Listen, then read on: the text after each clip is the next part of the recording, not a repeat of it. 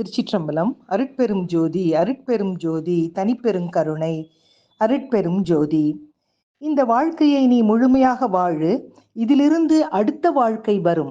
இந்த வாழ்க்கை உனக்கு அழகானதாக இருக்கும். அடுத்த வாழ்க்கை என்பது இன்னும் சிறப்பானதாக இருக்கும். இந்த கணம்தான் தொடரப்போகும் கணத்தின் விதியை நிர்ணயிக்கக்கூடியது. வேறு எந்த வழியும் இல்லை.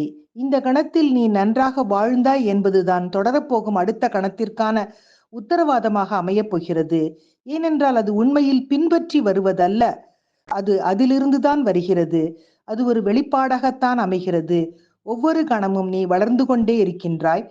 இடைவெளிகள் விடாதே. வாழ்க்கையை உணர்வுபூர்வமாக நம்பு. இந்த கணத்தின் மீது இங்கேயே இப்போதே நம்பிக்கை கொள். எல்லா விஷயங்களையும் அதனதன் சொந்த வடிவங்களில் அனுமதித்து விடு. நீ கவலைப்பட வேண்டாம். வாழ்க்கையை நம்பு, வெறுமனே நம்பு. ஒரு பூவின் இதழ்கள் படபடத்து கீழே விடுவதைப் போல நீயும் இரு. நீ ஒரு ரோஜா மலரை பார். மாலை நேரத்தில் அதன் இதழ்கள் பூமியில் விழுந்து விடும், ஓய்வெடுப்பதைப் போல. அவை பகல் பொழுதை வாழ்ந்து விட்டன, அவை அனுபவித்து விட்டன. தென்றல் காற்றின் சுகத்தில் அவை மகிழ்ச்சி அடைந்து விட்டன. அவை சவாலை ஏற்றுக்கொண்டன.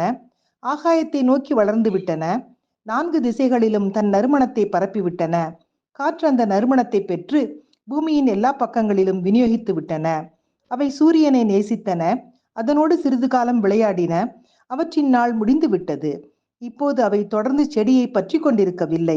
இப்போது அவை எந்தவித தயக்கமும் இன்றி பூமியில் விழுவதற்கு தயாராகிவிட்டன.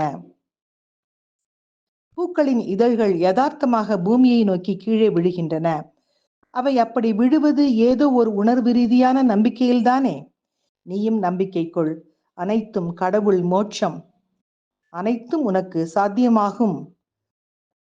உணர்வு ரீதியான நம்பிக்கை கொள். யதார்த்தமாக இருந்தால் போதுமானது என்ற ஓஷோ அவர்களின் சிந்தனையை இன்றைய சிந்தனையாக்கி மகிழ்வோடு காலை வணக்கம் சொல்வது அழகம்மை சுவாமிநாதன்.